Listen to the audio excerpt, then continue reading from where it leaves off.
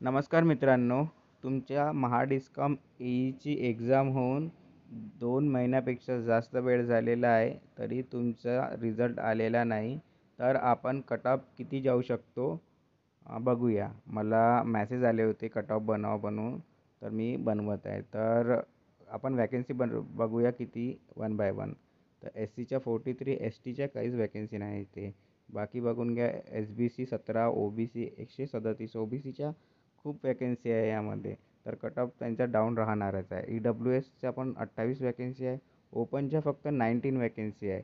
तर ओपनच्या 19 वॅकन्सी आहे, तर कट ऑफ त्यांचा जास्त हाय लागणार आहे. तर हे टोटल बघून घ्या क्वालिफिकेशन काय आहे. इथे कॉम्बिनेशन ऑफ इलेक्ट्रिकल म्हटलं आहे, तर जास्तीत जास्त कॅन्डिडेट राहणार आहे.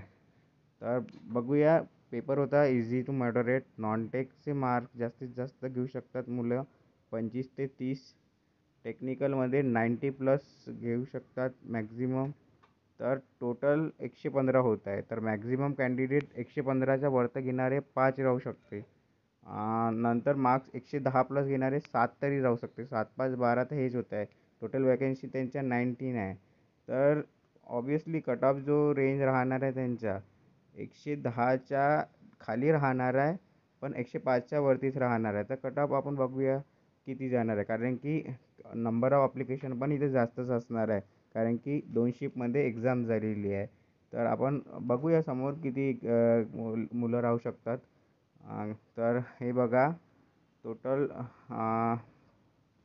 एक्सपेक्टेड कॅन्डिडेट 30,000 प्लस राहणार आहे, कारण की तुमची 2 शिफ्टमध्ये, 3 शिफ्ट नाही, 2 शिफ्टमध्येच एक्झाम झालेली आहे. रिझन की कॉम्बिनेशन ऑफ इलेक्ट्रिकल ब्रँच, कारण की जास्तीत जास्त इलेक्ट्रिकलचे कॉम्बिनेशन ब्रँच आहेत, तर जास्तीत जास्त स्टुडंट राहणार आहेत. एक्सपेक्टेड कट ऑफ किती जाऊ शकते तुम्हाला माहीतच आहे. युवाच्या कमी वॅकन्सी आहे, तर त्यांच्या मेलच्या कट ऑफ 107 प्लस राहू शकते, फिमेलच्या 102 प्लस राहू शकते.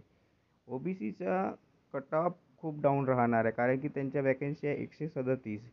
तर माझ्या मताने मेलच्या कट ऑफ त्यांचा राहू शकते 93 प्लस, फिमेलच्या 87 प्लस.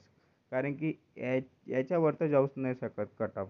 याच्या खाली राहू शकते, पण वरती नाही जाऊ शकते. 137 वॅकन्सी खूप झालेल्या आहे. मेलच्या पण आय थिंक 68च्या जवळपासच्या आहे, आणि फिमेलच्या पण जास्तीत जास्त आहे. ठीक आहे. तर नंतर बघूया आपण एस बी सी. एस बी सीमध्ये 17 टोटल पोस्ट आहे. ई डब्ल्यू एसमध्ये 28 वॅकन्सी आहे.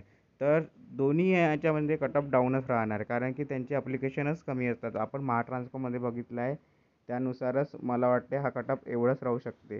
त्याच्यावरती जाऊ नाही शकत यांचा पण कट ऑफ. मेलचा पण बघून घ्या, फिमेलचा पण बघून घ्या.